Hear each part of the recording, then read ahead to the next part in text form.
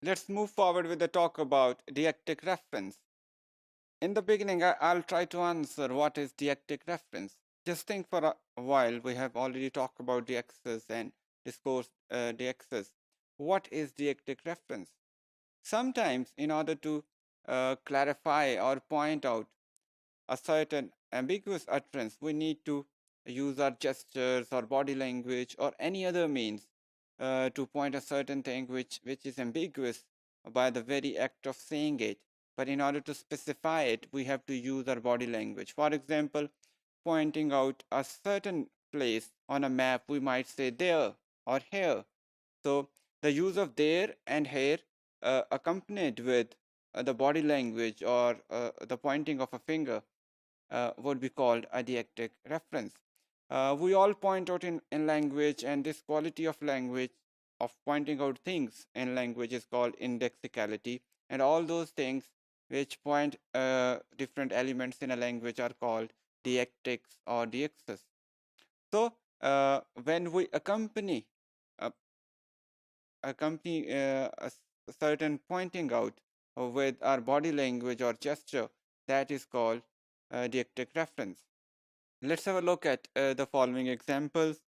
The role of context is very important in helping to understand a certain deictic reference.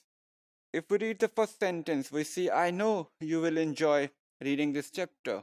You as a reader need to focus on the use of you, the pronoun you, Y-O-U, in all these sentences which are written in front of you. I repeat, in the first sentence, I know you will enjoy reading this chapter. In the second example, you see, when I say you have to read the chapter, I mean you have to read it, and you have to read it, and you have to read it. Third example, again notice the use of you here. You never know whether to read every chapter or skip one or two.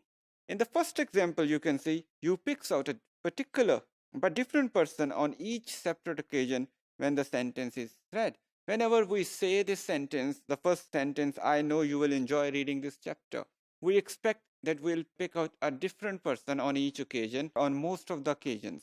Let's see this further. On this particular occasion, which we have just seen it, it might be addressing to a certain friend or a classmate. You might say, uh, you will enjoy reading it. But if somebody is working in a group, it might be referring to uh, two people together.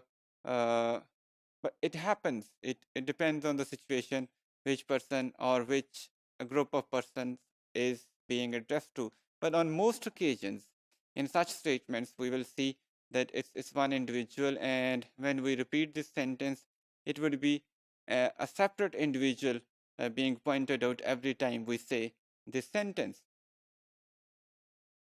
Similarly, in the second example, which I presented a while ago, you can see we have three stressed U's. You have to read it. You have to read it. And you have to read it. These also indicate that three different persons might be being addressed. And these such statements are usually accompanied with a certain body language or a gesture, usually pointing with a finger. Each would pick out a different referent whose identity would be known by those present at the time of utterance. Those who would be present in the surroundings, they would be able to understand who is being talked to when the speaker says, you have to read it, you have to read it. And as I said a while ago, such expressions are usually put together with the use of body language. However, in sentence 3, you has a much more general referent. I mean, people do use the expressions you to refer to a certain group of people, as we also use the word we, which is collective noun. We say we, but we're never sure what do we mean by we. It refers to a group of people in general. Similarly, you have to do it. We use uh, this pronoun you in order to refer to a general group of people without pointing out a particular individual or without pointing out a particular group.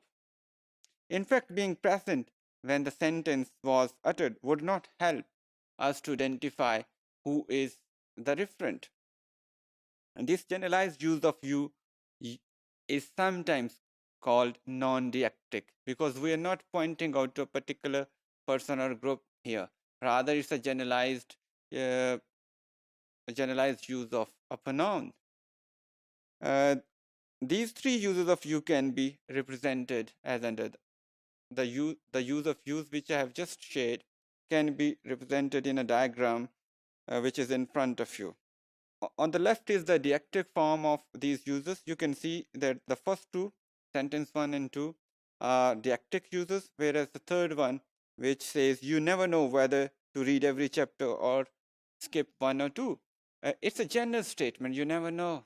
So in such statement, no single individual or group is being pointed out specifically. Therefore, we could call it non-deictic. Whereas in the first two sentences, we can say the first one, you have to read it, and you have to read it is gestural. It is usually said with certain gestures or the use of body language. Whereas the sentence below, I know you will enjoy reading this chapter, which is in the middle of these three sentences. This may be said without any gestures in some situations. So the first one is gestural and also deictic. The second one is deictic but may not be gestural. And the third one is the non-deictic use.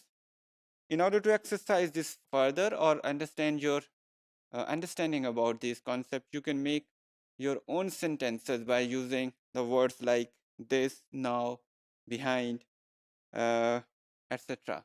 And you find out that where the use of these words is gesturally deictic or non-gesturally deictic or non-deictic overall.